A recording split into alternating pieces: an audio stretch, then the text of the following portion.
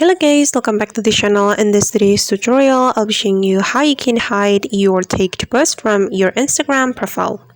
Alright guys, here I have opened my Instagram application on my phone, and let's just open our Instagram profile first. We can tap on this profile button, then we can open our tagged post. We can tap on this icon.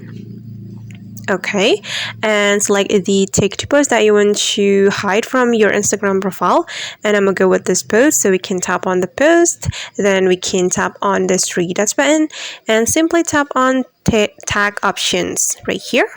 And if you want to hide this post from your profile, you can tap on hide from my profile.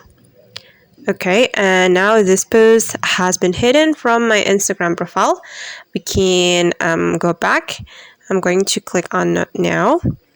Okay, and we can go back to the previous section and just refresh it. Okay, and now as you can see that the post has been hidden from my Instagram profile. Alright guys, and that's how we can hide a tagged post from our Instagram profile. I hope this tutorial will be useful for you. Thank you so much for watching and see you on the next video.